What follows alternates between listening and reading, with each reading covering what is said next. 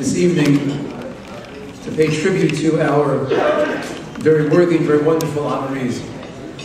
I will speak more later about the honorees and about the Baruch Hashem, the various simchos that we've been able to celebrate over the weekend in the shul. But normally this part of the speech would be where the joke comes in. But I will tell you I'm not in a joking mood yet this evening. I will be shortly. But for many of us in the shul, it was a very difficult day and a very difficult turn in a dime, change of moods.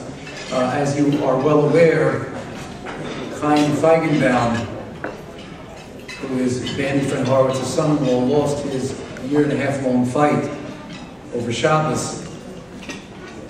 That Levaya was this afternoon.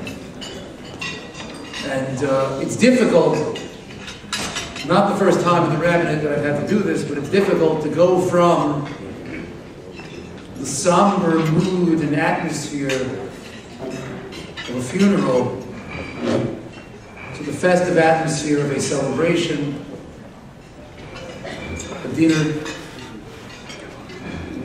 a mostly joyous occasion.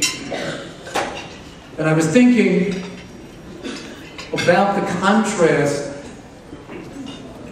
and the flow from one to another.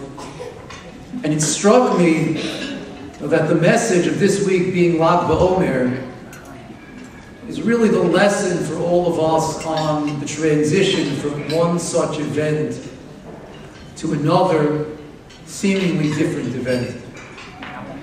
About 3.5 years ago, at my youngest son's bris, I cited at the time a thought from the Sfas Emes based on a question raised by the Bnei Yisrael. The question had to do with the language of the Mishnah in Rosh HaShanah. Mishnah in Rosh HaShanah says that on the first day of the month of Shvat, it's Rosh HaShanah for trees, K'divrei Bais Shammai. That's the new year for trees, like the words of Bais Shammai.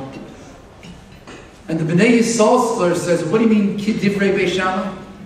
Divrei Bais Shammai? That's the opinion of Bais Shammai. What's K'divrei Bais Shammai? And the Sfas Emes answers the following.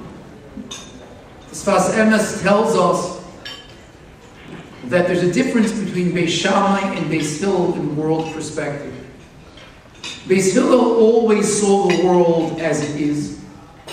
The Gemara Ksubos tells us that Beis Shammai's position was, you can see the depth, and Beis Hillel's position was, you see it like it is, you tell it like it is. You see the world as the world perceives, and Beis Shammai sees the greater depth. And I noted there, the Sfas Emes says, when you track the budding of the trees over the winter time, on the first day of Shvat, there's nothing there. On the first day of Shvat, they're desolate and they're bare, and it looks like they're never coming back. By the time you get to Tu B'Shvat, the buds start to appear.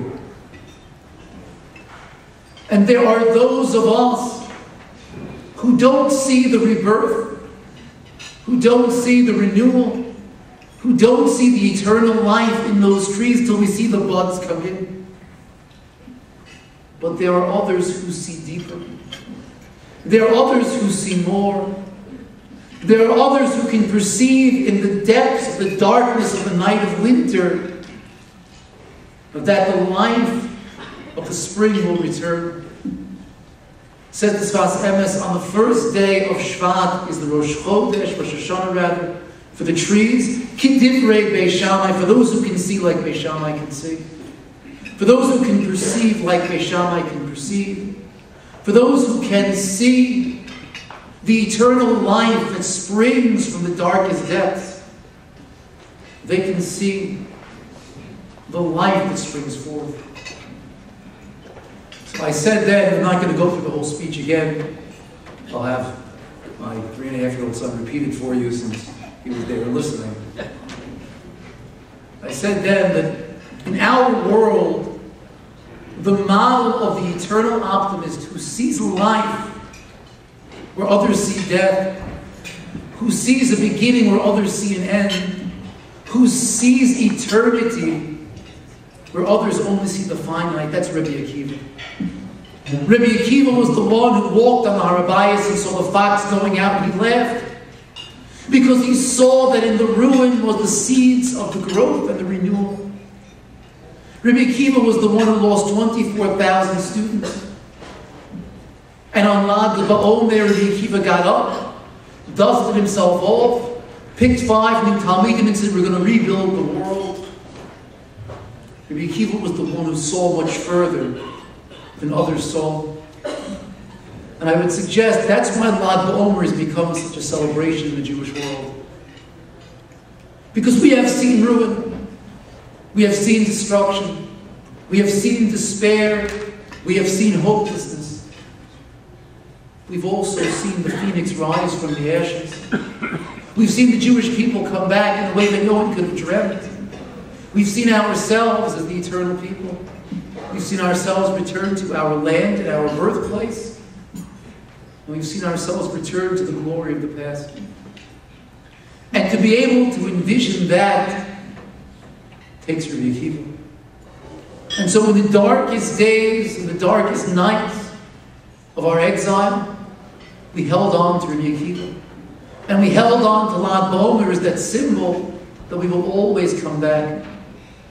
I was reminded 2 weeks ago at the community-wide Yom HaShoah commemoration of a comment that Rabbi Michel had made when he unfortunately had to bury one of his sons. And I heard this at the Shiva and again at the Yom HaShoah commemoration. And one of the sons, the remaining brother, had told Rabbi Michel, what's wrong with this picture? What's wrong with the picture of parents burying a child? Rabbi Michel turned to his son and he said, where your mother and I come from, it's a miracle there's a picture. It's a picture. We are that picture. We're the picture of Jewish eternity. We're the picture of Jewish destiny.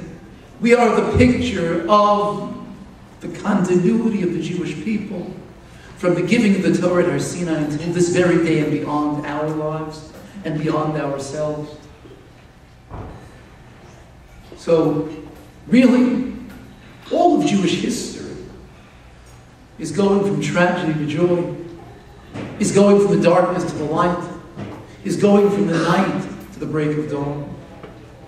And therefore, while on the one hand, today was a difficult day, and a hard day to simply turn on a dime and come to gather together in celebration and joy, but it's exactly what the Jewish people do. Is that we can dust ourselves off, we can pick ourselves up and realize that no life is in vain, that we carry on the torch of eternity for all the Jewish people. And that is the celebration, really, that we celebrate tonight.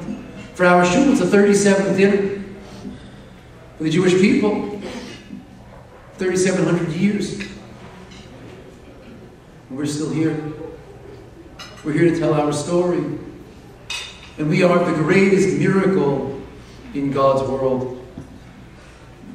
I have definitely overshot my allotted time for the introduction, but we'll make it up later. Yehuda will speak less. I have been given the honor of introducing a very, very special individual who is going to lead us in the recitation of Tehillim to begin the dinner. Rabbi Dr. Moshe Kranzler is an integral portion of our shul, not just a long-standing member, he and his wife Evelyn, not just a central figures in the life of the shul, but they really are at the fore of the leadership of the shul. And Moshe decided to make the trip to join us for the dinner, and it's an honor for us as a shul, it's an honor for the honorees, and it's an honor for myself personally to be able to call upon Rabbi Dr. Moshe Kranzler, who will lead us in the recitation.